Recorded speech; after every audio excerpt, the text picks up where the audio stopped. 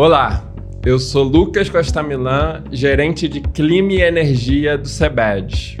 Hoje vamos conversar sobre os novos caminhos da transição energética no Brasil, um país que já tem uma das matrizes mais limpas do mundo, mas que no futuro precisa equilibrar descarbonização, segurança energética e crescimento econômico. Isso tudo de forma justa para todos. Para isso, eu recebo duas convidadas que estão na linha de frente dessa transformação.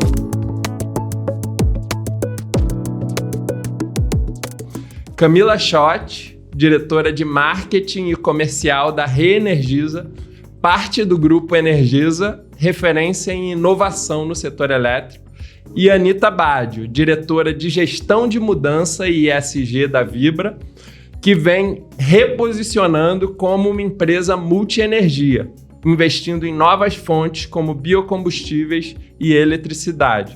Sejam bem-vindas. Para começar, gostaria que cada uma se apresentasse e contasse um pouco sobre a Vibra e a Reenergiza e o papel de vocês nas empresas.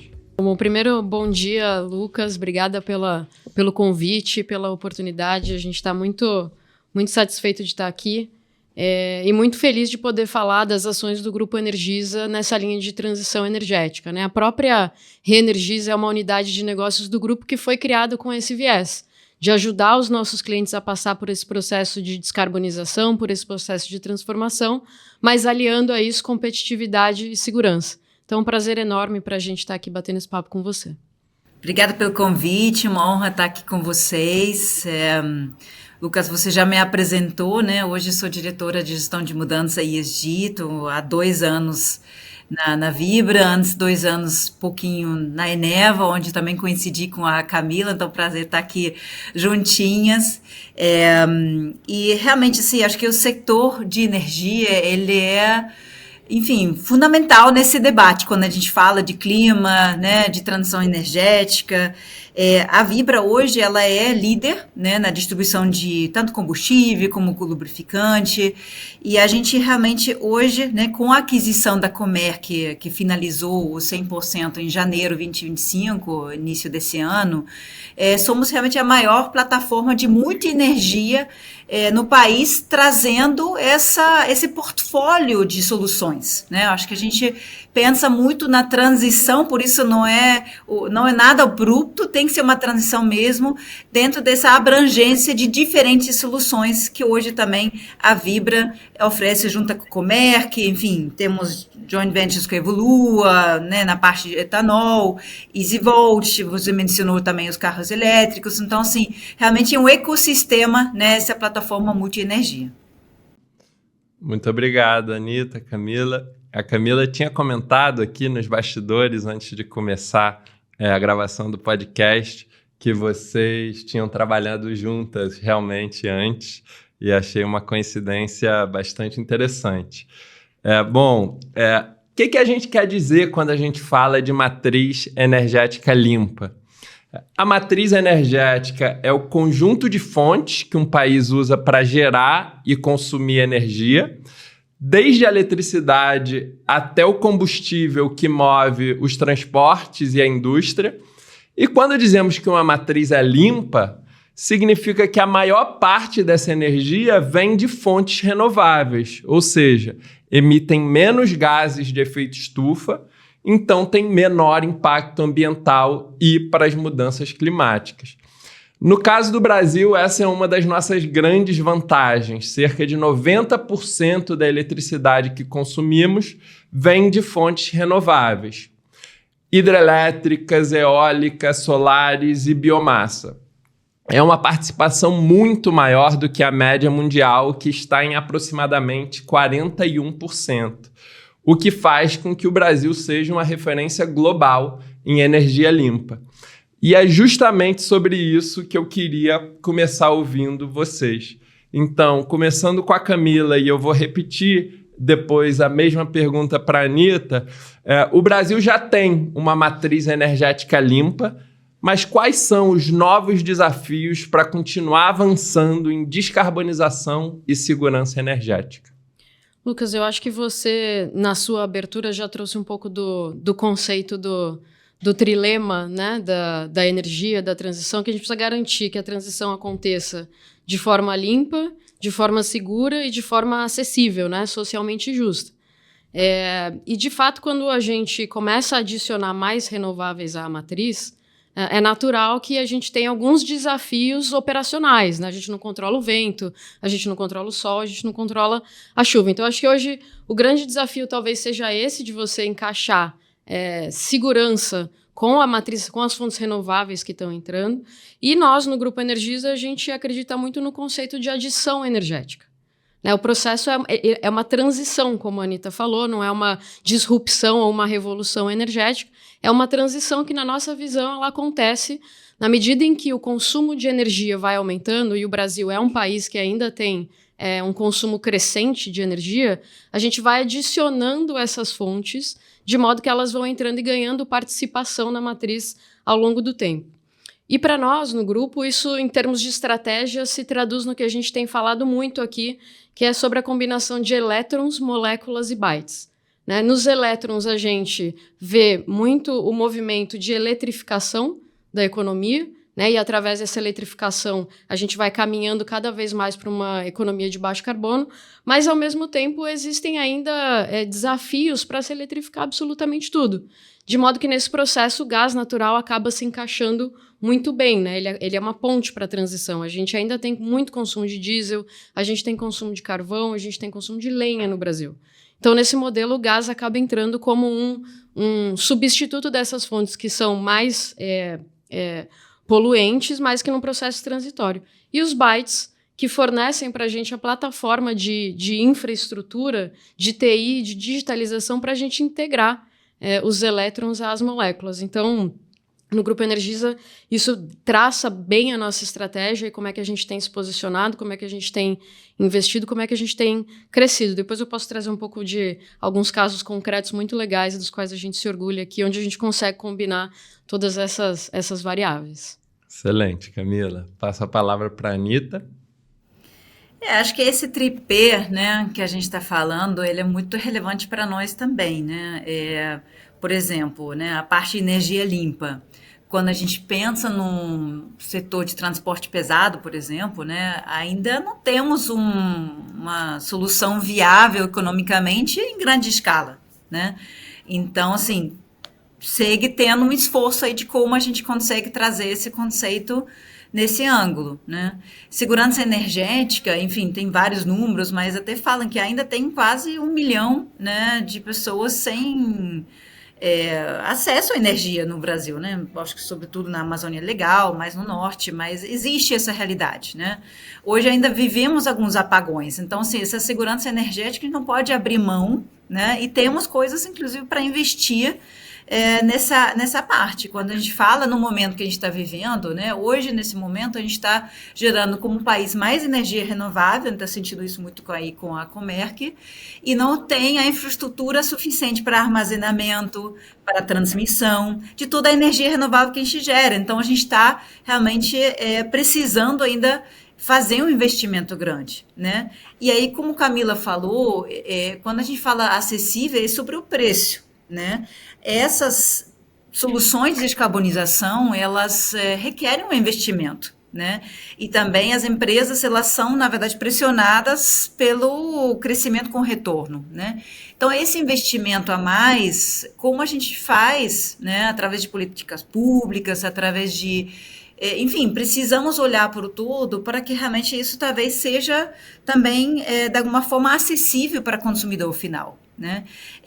Então, esse tripé, eu acho que eu vejo muito uma responsabilidade de todos nós, né? Seja cada empresa, por exemplo, né? A gente atende assim, as maiores empresas aqui do Brasil com nossos combustíveis, com os nossos lubrificantes, mas assim, na medida que cada empresa faz o planejamento estratégico, né?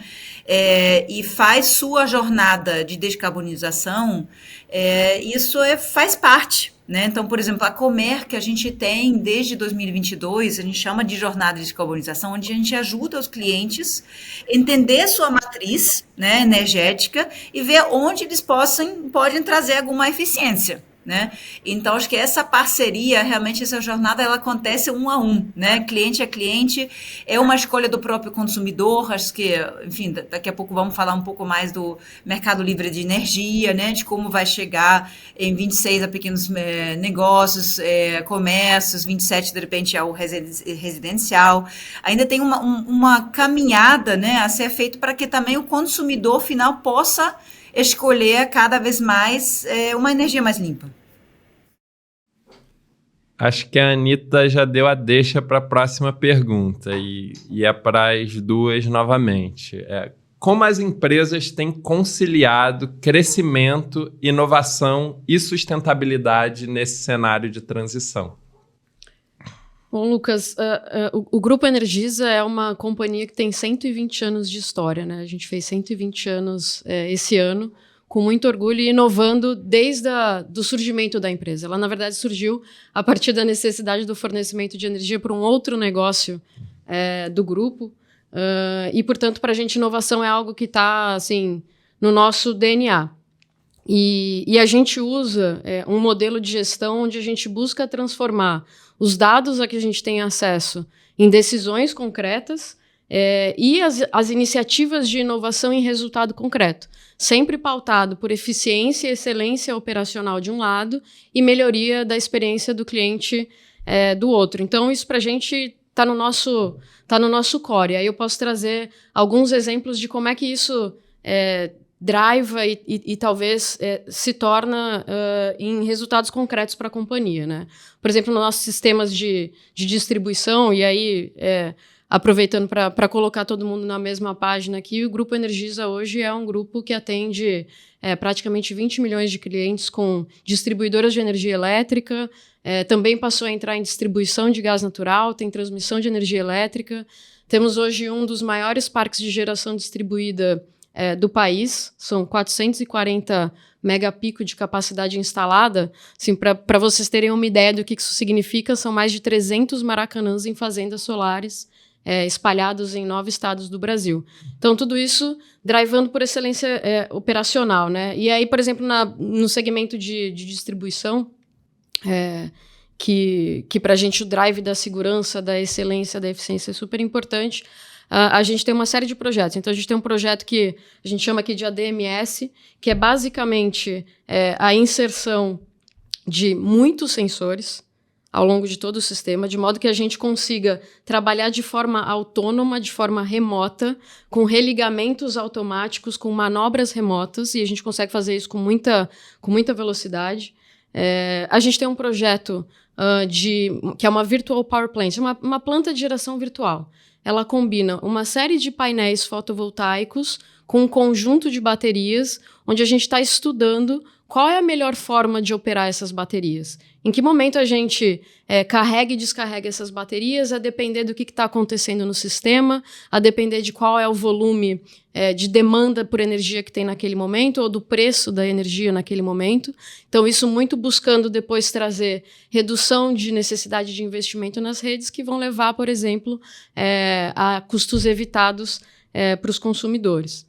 E a gente tem também algo que se chama um sandbox tarifário, quase como um laboratóriozinho regulatório, onde a gente vem testando, por exemplo, como é que variações de preço da energia ao longo do dia podem induzir os consumidores a consumirem mais ou menos. Então, se há um momento em que a geração está mais baixa, qual é o sinal de preço que a gente pode dar para o consumidor naquele momento? Ou qual deveria ser? E se a gente der esse sinal de preço, e aí por sinal de preço eu estou falando subir, aumentar ou diminuir o preço, né? Oferta e demanda. E se a gente fizer isso, o consumidor vai reagir? E ele vai reagir em que proporção? E aí a gente coleta esses dados, e tudo isso é iniciativa de inovação, coleta esses dados para a gente poder depois transformar isso em produto, transformar isso em serviço, em benefício do sistema e em benefício dos clientes. E aí é claro, né, para a gente tem um aspecto importante aqui, que é a governança de inovação que tem dentro do grupo, né?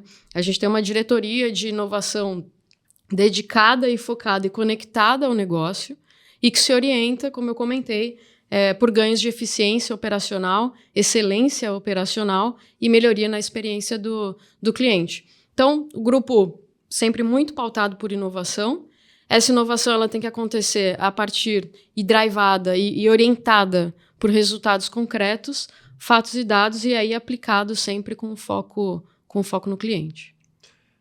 É interessante escutar, Camila, como a Reenergiza tem atacado alguns dos gargalos críticos, né? Como o armazenamento de energia nas fontes renováveis, que são, por natureza, variáveis, né? Eu queria escutar também a Anita sobre essa pergunta. Lucas, primeiro te agradecer, você colocou uma palavra-chave também na sua pergunta, que é o crescimento, né? Porque a gente estamos justamente aqui reunidos com o setor privado. O que espera-se de uma empresa também é crescer. Então, por exemplo, a Vibra definiu 5 avenidas de crescimento, a Comerc também tem as suas. E aí é um crescimento com retorno, né? Então, assim, eu acho que a gente precisa toda hora realmente olhar, e aí entra justamente a inovação. A inovação, até na fala da Camila também, ele é quase o viabilizador de que crescimento e sustentabilidade possam caminhar juntos com retorno, né? Temos as soluções todas? Acho que não temos ainda, mas estamos caminhando. Por outro lado, também, quando penso em inovação, não somente tecnológica, né? Vou citar alguns exemplos na parte da Comerc também que a gente tem, mas, por exemplo, toda essa parte, né, do poder público, né, tem um papel importante também de drivar o crescimento com sustentabilidade. Que, por exemplo, né, a famosa lei do combustível do futuro, que realmente aumentou, né, o percentual mínimo de mistura, seja do etanol na gasolina, fomentou diesel verde, biometano, que são fontes importantes, né, renováveis aqui no nosso país. Então, assim, fazendo, né, esse movimento, realmente coloca uma exigência nova, né, para todos os players. E aí, o que é importante, né? Realmente assegurar, fiscalizar que isso aconteça, né, de forma com competição justa, forma íntegra, tudo isso seja implementado. Acho que isso tem um viés aqui né, de realmente fazer essa mudança de patamar na inovação, na exigência através do poder público. E também quando a gente fala, né, acho que a inovação se relaciona muito com tecnologia mesmo, assim. Seja na Vibra, né, falando um pouco do que a gente vem fazendo. O nosso departamento de inovação, ele olha, através do Corporate Venture, várias parcerias. Então, por exemplo, a Deep ESG é uma das parceiras que a gente tem, que justamente traz a transparência das emissões de gases de estufa em toda a cadeia de valor. Então, essa jornada de descarbonização que mencionei, que a Comerc oferece para os seus clientes, começa primeiro mapear, né, onde a gente possa ter, talvez, algumas eficiências nas gases de efeito estufa.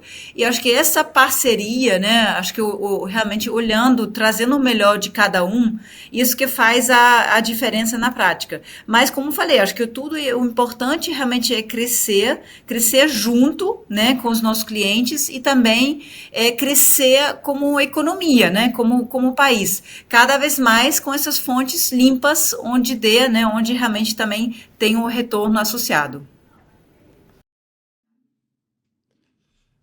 Obrigado, Anita. Você comentou de crescimento e de redução de emissões, né, que se relaciona com mudanças climáticas. Quando a gente fala de mudanças climáticas, tem 2 eixos principais, né, que a gente trata, que é o de mitigação, que se relaciona à causa das mudanças climáticas, as emissões, a redução das emissões, e tem também a adaptação, que se relaciona à consequência das mudanças climáticas, né? A partir do momento que a gente tem eventos extremos mais intensos e mais frequentes, como que a gente lida com essa consequência, com essa situação? Então, nessa etapa, eu vou fazer uma pergunta para a Camila e outra para a Anita. Para a Reenergiza, eu quero ouvir em termos de adaptação e para a Vibra em termos de mitigação.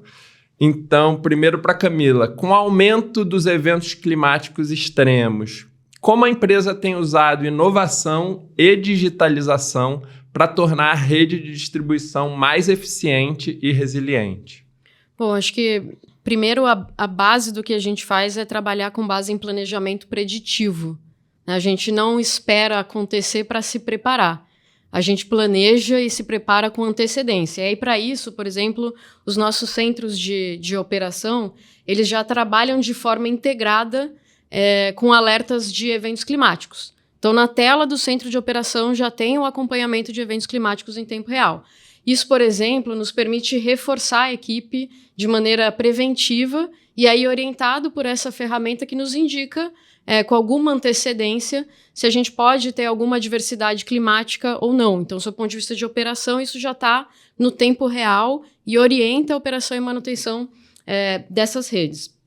Como eu comentei também anteriormente, a gente faz investimentos, por exemplo, em sistemas que nos permitem fazer manobras de religamento otimizadas a partir de sensores, né? Assim, inovação é hardware e software, né? E alguma inteligência.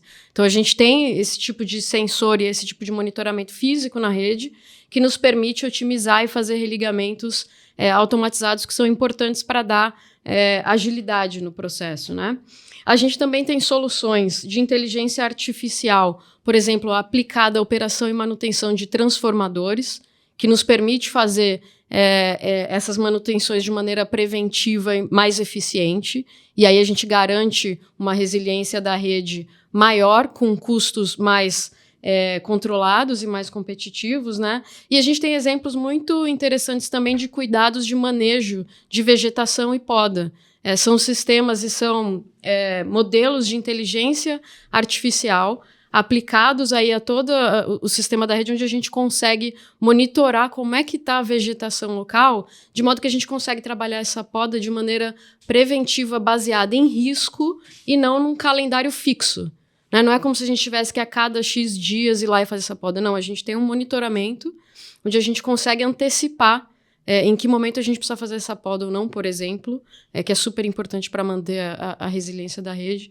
E aí a gente orienta as nossas equipes com base nisso. Então, acho que nesse sentido, a inovação e a digitalização têm nos permitido aumentar e trazer mais resiliência para as nossas redes. E a gente atua em áreas de concessão bastante desafiadoras, né? A gente está em estados como Mato Grosso do Sul, Acre, Rondônia, isso tudo é muito, muito importante e são áreas que estão bastante sujeitas à intensificação dos eventos climáticos. São muitos exemplos em que a tecnologia apoia o setor elétrico e garante eletricidade para a população brasileira. Agora, olhando para o outro lado dessa transição na Vibra, a empresa vem se consolidando como uma companhia multi-energia, indo além dos combustíveis tradicionais. Quais têm sido as principais apostas nessa transformação? Biocombustíveis, eletricidade, hidrogênio verde. Fala um pouco para a gente, Anitta. A gente também tem que, como Vibra, trabalhar na adaptação, tá? Sei que você me colocou em outra categoria, mas todas as empresas têm que trabalhar em ambas. E, por exemplo, quando teve as enchentes no Sul, no Porto Alegre, afinal, foi importante, assim, a nossa base lá foi aquela que abasteceu os bombeiros, enfim, todas as equipes de resgate. Então, já estávamos em curso, né, de um projeto de justamente mapear os riscos climáticos que afetam as mais de 90 bases, né, a gente já também atua em mais de 90 aeroportos, então a gente está fazendo realmente esse olhar para entender como esses eventos climáticos extremos, que, como a gente infelizmente sabe, cada vez mais vão se identificar como a gente pode se preparar, né, também para adaptar minimamente aí essas situações para a gente poder operar, né, e enfim, prover a energia que precisa no momento que mais precisa, né. Falando um pouco da plataforma, acho que assim, a gente tem essa clareza que não existe uma bala de prata, não existe uma resposta única, qual que vai ser essa energia do futuro. A gente entende que realmente as diferentes energias, elas precisam se integrar como uma matriz integrada, né? Por isso essa aposta realmente nossa na plataforma multi-energia de oferecer essas diferentes opções, seja biocombustíveis, seja, enfim, a parte do parque solar eólica, são quase 2,2 gigawatts que a Comerc tem hoje, a gestão da energia, né, hoje a Comerc é uma das maiores, é a maior gestora, né, de energia aí do país, são mais ou menos 6% da energia consumida a Comerc gerencia, então realmente, né, sempre olhando para essa parte de energia mais renovável.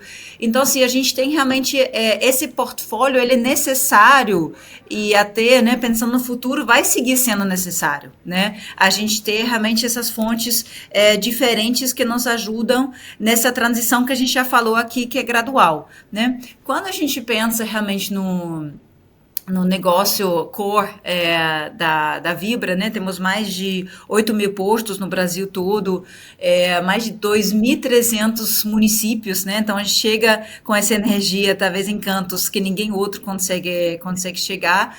E temos uma responsabilidade também, né, dentro do nosso negócio core de olhar, né, essa parte da transição, essa parte da descarbonização. Por exemplo, né, acho que até nessa parceria com o Comerc, por exemplo, muitos nossos postos, o próprio consumo de energia deles vem através do Mercado Livre, né, vem através da energia renovável. Obviamente, a gente está, né, além de oferecer, obviamente, biocombustíveis, etanol nos nossos postos, a gente também está olhando toda hora na inovação dos nossos produtos, que sejam mais eficientes, que a gente possa realmente ter, enfim, maior consumo com menos emissões, né? Seja, enfim, os produtos aditivados, pódio, muita coisa acontecendo, mas acho que talvez o que mais destacaria, que são realmente seja os biocombustíveis avançados, né, como, enfim, o diesel verde e também o combustível de aviação sustentável. A Vibra, em parceria, né, com outros, fomos pioneiros em fazer o primeiro book and claim do SAF com a Gol, acho que foi ano passado. Acabamos de fazer uma venda para a Embraer 100% SAF, e esses produtos do biocombustível avançado, eles são interessantes porque através do processamento, eles na verdade podem usar a infraestrutura existente, né? Então, porque quando a gente falou antes, né, as soluções inovadoras, como por exemplo o hidrogênio verde que você citou, exigem um investimento enorme que não tem hoje esse retorno, né, em grande escala. Mas quando a gente fala dos biocombustíveis avançados, como o SAF, você pode, né, o avião hoje pode voar, né, com 100% SAF, sem ter nenhum detrimento à sua performance, ao seu desempenho. Então, assim, aqui, obviamente, existem ainda estudos e tal, mas acho que esse é o caminho, e a gente está juntos com os nossos clientes, querendo ser esse parceiro, né, para trazer a melhor energia que o cliente precisa.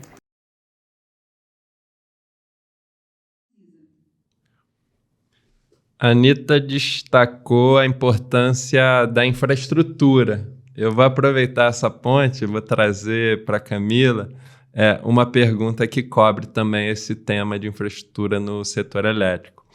O avanço da eletrificação das frotas e dos setores produtivos traz novas oportunidades, mas também pressiona a infraestrutura. Como a empresa tem se preparado para atender essa nova demanda de energia, garantindo estabilidade e inclusão?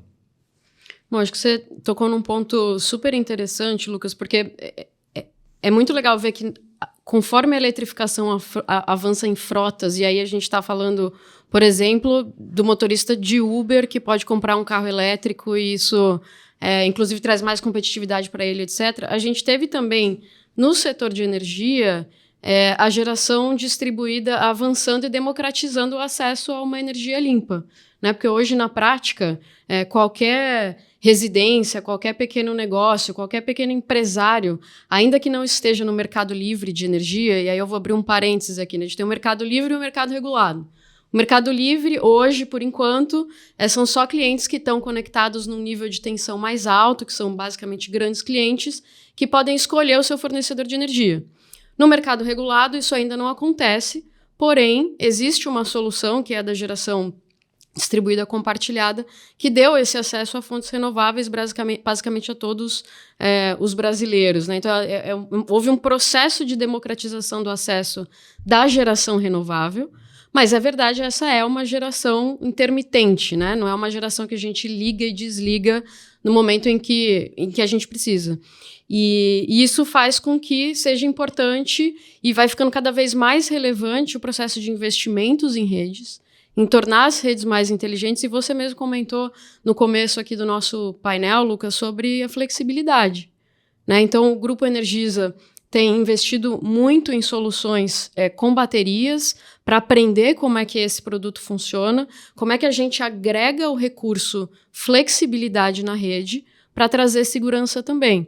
Então, posso trazer alguns exemplos para você, e alguns dos quais a gente se orgulha muito. Assim. A gente tem um projeto chamado Vila Restauração, que é um projeto que a gente atendeu 200 famílias num sistema isolado no Acre. Essas famílias antes tinham 3, 4 horas de geração de energia por dia a partir de geradores a diesel, e o nosso projeto consistiu em substituir esses geradores a diesel, portanto, já fazendo um processo de descarbonização, por um conjunto de painéis fotovoltaicos conectados em baterias, de modo que isso garante para aquela população agora energia 24 horas por dia, mas com um backup, que eu também acho muito legal, porque é totalmente assim, economia circular, com um backup de um gerador a biodiesel que é produzido na própria região.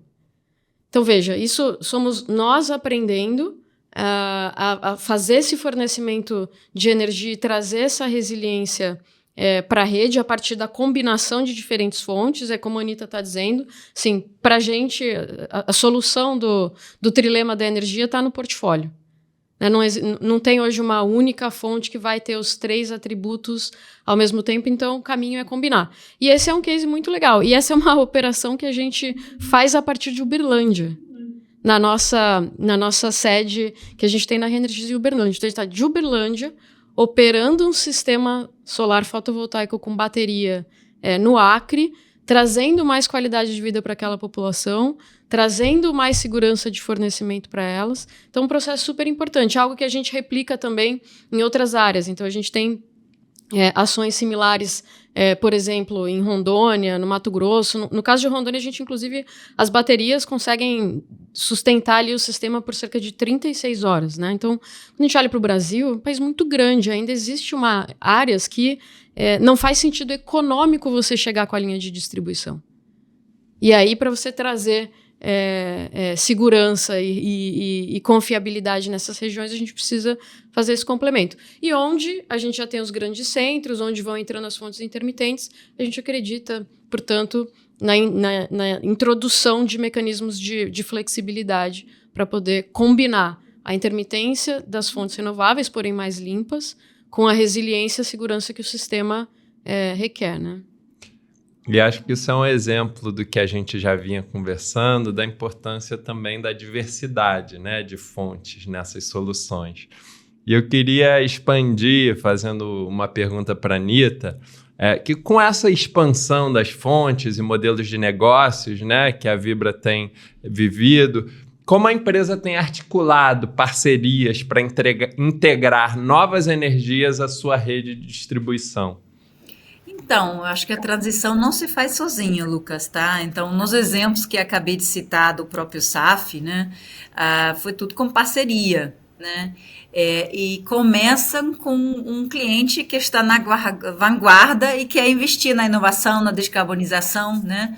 Como o nosso propósito é mover o Brasil com sua melhor energia, quem dita o ritmo realmente da transição, no nosso caso, é o cliente, né? Porque a gente está no business da distribuição, a gente vai levar a melhor energia para esse cliente que ele precisa. Agora, né, mais um exemplo que a gente não faz as coisas sozinhas, né? A gente realmente investiu, pensando assim, nos últimos anos, somando, seja, enfim, por exemplo, a aquisição da Comerc, JVs, investimentos em startups, a gente está falando de quase 7 bilhões de reais de investimento para ter, né, esses parceiros juntos, para a gente ter essa plataforma multi-energia juntos, porque ninguém consegue fazer essa transição sozinha, né? A gente tem que pensar isso como um ecossistema, né? E aí, combinado com o nosso modelo de gestão, que tem realmente foco com disciplina, assim, alocação de capital, sempre a gente está buscando os parceiros, né, sob essa ótica. Então, assim, realmente, assim, com essa aquisição da Comerc, a gente fez um grande passo, né, tornou-se realmente uma plataforma mais completa de multi-energia aqui do país, e a gente entende que realmente esse é o caminho, né? Parcerias, estudando, né, os investimentos sempre com essa disciplina na alocação de capital. Sim, e quando fala de parcerias, eu percebo que o CBEDS também tem um papel muito importante, né, nessa integração multissetorial e em trazer convergência para o setor empresarial. Eu queria mudar um pouco o tema e trazer questões regulatórias. Então, queria perguntar a mesma pergunta para as duas. Quais são hoje as maiores oportunidades para acelerar essa integração em termos tecnológicos e principalmente regulatórios e de mercado? E qual a importância da COP30 na visão de vocês nesse contexto? Bom, acho que falando um pouco do papel de política pública e regulação, Lucas, essas são variáveis que definitivamente ajudam a ditar o ritmo da transição energética, né? E na nossa visão, assim, quanto mais transparente, mais previsível e mais baseada em evidências concretas, melhor vai ser o seu arcabouço regulatório e as leis que você está criando, porque no fim do dia, para investir, e esse é um setor onde o volume de investimentos é muito elevado e é um setor onde você precisa de um espaço de tempo para recuperar e retornar o investimento, fazer o retorno desse investimento. Essa previsibilidade, essa clareza é importante, né? E aí, na nossa visão, pensando ainda sob perspectiva de política e regulatório, né? Importante que se persiga, por exemplo, o equilíbrio entre a confiabilidade, entre o acesso justo, né, e o acesso que o cliente consiga efetivamente comprar essa energia e fazer parte desse sistema, e sustentabilidade. Então, essa é a condição de contorno que, na nossa visão, poderia nortear aí o que a gente vê de futuro de política pública. E isso vai ocorrer e você vai dar o sinal correto para a transição e para os investimentos em transição, garantindo esses 3 pontos, né, de sustentabilidade, segurança e acesso, se for possível, e se a norma e se as regras incentivarem uma correta valoração dos atributos, né, dos atributos das diferentes fontes. Então, vai ter fonte que vai ter o atributo segurança, vai ter fonte que vai ter o atributo flexibilidade, vai ter fonte que vai ter o atributo baixas emissões. Então, mecanismos regulatórios que valorem isso, incentivem a composição de um portfólio a partir disso, num ambiente jurídico institucional que é transparente, que é previsível, vai gerar os investimentos necessários para que a gente caminhe rumo à transição e à conclusão desse processo de transição para uma economia de baixo carbono. E, claro, a COP é o ambiente mais favorável para a gente fazer, e talvez mais adequado hoje para a gente fazer esse tipo de discussão e onde é que a gente quer chegar, com que velocidade a gente quer chegar e quais condições serão dadas para a iniciativa privada para que a gente possa concluir esse processo, né? Eu acho que concordo com tudo que Camila falou e destacando realmente essa palavra de previsibilidade, né? Quando a gente pensa no poder público, esse planejamento de longo prazo nasce aí. Então, assim, acho que a gente avançou, a regulação realmente avançou, já citei alguns exemplos aqui, mas, enfim, quando a gente pensa na integração de fontes renováveis, ainda temos desafios, pensando assim, o que nos afeta, né, toda a parte de infraestrutura de recarga de veículos elétricos, na medida que, né, vai crescer, novos combustíveis que a gente falou aqui, acho que ainda falta mais regulação, né, para a gente possa realmente, esse investimento nas tecnologias limpas, possa acontecer de forma segura, né, assegurando um padrão técnico para todo mundo, né. Então, assim, eu acho que a gente realmente, eu acho que a COP30, espero que seja uma oportunidade para colocar mais luz no Brasil, né? A gente um exemplo que a gente falou aqui mais cedo de uma matriz muito limpa, ou seja, é possível, né? Então, assim, como a gente também mostra para o mundo dessa importância da pluralidade das soluções, né, sustentáveis. Acho que isso é uma forma, assim, um showcase, né, que a gente tem aí para mostrar, ter essas discussões, mas afinal a energia ela é muito local, né, então a gente precisa olhar para o Brasil, para nosso crescimento econômico e realmente fazer esse planejamento de forma organizada para o Brasil, né? Então, assim, acho que essa parte de exportação e tal, acho que ainda tá longe. A gente tem muito desafio aqui ainda dentro de casa para resolver.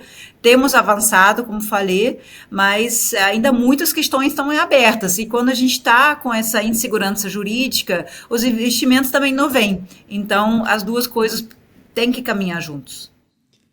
Aproveitando que a Anitta comentou sobre o futuro, para encerrar, eu quero ouvir uma visão de futuro de vocês. Nós, no CBEDS, tivemos a oportunidade de olhar para 2050 no trabalho que foi feito das coalizões. E eu gostaria de fazer um exercício com vocês, e a mesma pergunta para as duas. Como vocês imaginam o setor energético brasileiro em 2050? E qual mensagem deixariam para as empresas que querem liderar e acelerar a transição energética? Olha, esse é um exercício super interessante, Lucas. Aqui no grupo Energisa, primeiro a gente vê a distribuidora como uma orquestradora de flexibilidade. E aí, nesse contexto, é importante também que se fiquem claros os papéis e responsabilidades, né? A gente estava falando de regulação e política pública anteriormente, esse também é um ponto importante, né? A matriz está mudando, papéis e responsabilidades precisam ficar claros para que a gente possa se adaptar e a iniciativa privada se adaptar a essas mudanças que a matriz vem passando. Então, nesse contexto, distribuidora como uma orquestradora dessa flexibilidade, que vai entrar no sistema, porque ela vai conectar consumidores que agora vão gerar energia, que vão armazenar energia e que vão responder a sinais de preço de energia. Né? Sobe o preço, cai a demanda, cai o preço, sobe a demanda. Então, alguém precisa organizar isso e orquestrar isso. Então, nós vemos esse como um papel importante das distribuidoras de energia elétrica. Por outro lado, e aqui a gente estava nos elétrons, agora eu vou para as moléculas. Por outro lado, no campo das moléculas, a rede de distribuição de gás natural hoje se tornando multivetorial e, eventualmente, incorporando, por exemplo, opções de menor emissão, né? Assim, a rede já transmite, isso já é uma realidade hoje, por exemplo, para o biometano, eventualmente no futuro, talvez podendo até ser usada para distribuição de hidrogênio, aquela mesma infraestrutura sendo usada para outros energéticos, né? E quando a gente fala 2050, talvez não seja um horizonte de tempo tão longo para um grupo que tem 120 anos, né? Que já passou e já atravessou ciclos tecnológicos diferentes, ciclos regulatórios diferentes e diversos, que mudou o seu perfil ao longo do tempo, cresceu, entrou em regiões diferentes do país e fez isso com muito pé no chão, assim, muito pragmatismo. Então, a gente vê essa trajetória seguindo dessa forma rumo a essa operação e esse sistema de redes mais inteligentes, né? E você também pergunta sobre um recado para quem quer liderar essa transição, enfim. Acho que talvez o que a gente possa deixar aqui, dividir da nossa experiência, assim, comece onde tem valor agora, né, onde está o valor hoje, escala com dado e digitalização, escalabilidade é um pouco isso, e sempre medindo o impacto em termos de custo e em termos de emissão para definir os próximos passos e o ajuste de rota, né? Na Energisa, de novo, a gente acredita no processo de adição energética com inovação, e acho que medindo e avaliando e pegando esse feedback, coletando feedback em dados, em custos e emissões, vai nos ajudando a ajustar a rota. Então, acho que esse é um pouco do que a gente compartilha aqui com quem está nos assistindo. Lucas, 2050 parece longe, mas não é tão longe não, tá? Se eu penso assim no futuro, deixa eu voltar para trás. Então, sim, são 25 anos para frente, né? Vamos lembrar, o posto de combustível em 2000 era muito diferente ao que tem hoje, nesses 25 anos que passaram? Acho que não muito, né? Obviamente temos muitos desafios de integridade, muita coisa, né, precisa acontecer, Mas enfim, obviamente tem certas tendências que estão chegando quando a gente, nomeando talvez alguns exemplos, algumas possibilidades, né? Sem dúvida, por exemplo, o etanol de milho, né, veio, acho que para revolucionar também essa parte do etanol, então como realmente ele talvez chegue fora do setor centro-sul, né, mais agrícola, como de repente possa ser oferecido fora dessas regiões, pensando talvez diesel marítimo com cada vez mais biodiesel, né, uma porcentagem maior, falamos aqui do SAF, né, como ele vai avançar, para que mais, enfim, empresas de aerolíneas, enfim, consigam consumir, né, nos seus voos. De repente, o lubrificante, o veículo elétrico também, o híbrido precisa de lubrificante, né? Como a gente pode expandir, talvez, nessa parte. E eu acho que tem um papel nosso também, a gente entende, né? Com essa infraestrutura realmente que a gente tem hoje, uma capilaridade inigual, né? No nosso país, com essa nossa plataforma, com as nossas bases, com tudo que a gente tem, a gente entende que também essa parte de investimento, né? Na infraestrutura, ela é importante. Então, faz parte do nosso planejamento estratégico para impulsionar justamente a economia brasileira, né? Porque com a economia brasileira a gente tem mais oportunidades de todo mundo, tem mais educação, mais investimento, enfim, tudo que a gente deseja também como país, né? Investindo realmente no desenvolvimento do nosso país. E, como você falou, para quem começa, eu já falei aqui mais cedo, né? Eu acho que a transição, ela começa um cliente cada vez, né? Então, assim, eu acho que realmente esse chamado, esse compromisso, né? Seja das empresas, seja do próprio consumidor, né? De como eu posso realmente ou consumir menos energia, que a eficiência energética também ainda tem uma jornada grande que a gente possa fazer, né? Ou realmente fontes cada vez mais renováveis. Eu acho que começa um cliente cada vez, vai ser gradual, mas a gente realmente, acho que eu vejo, esse é o caminho, né? A transição energética não é mais se vai acontecer ou não vai acontecer, ela vai acontecer e o ritmo quem vai ditar é justamente o setor empresarial, né? E o Conselho aqui empresarial do Desenvolvimento Sustentável como o CBEDS, vocês estão justamente nesse papel de juntar os setores para a gente juntos fazer esses planejamentos, né, a longo prazo, ver como cada um pode contribuir, porque ninguém consegue fazer essa transição sozinho. Quero agradecer muito a presença de Camila e Anita, foi um prazer estar aqui com vocês, agradecer a quem assistiu de casa. Foi uma conversa inspiradora sobre inovação, colaboração, investimento e como o Brasil pode se transformar a partir dessa dinâmica. Não esqueça de curtir o vídeo, se inscrever no canal do CBEDS e compartilhar esse conteúdo. Nos vemos no próximo episódio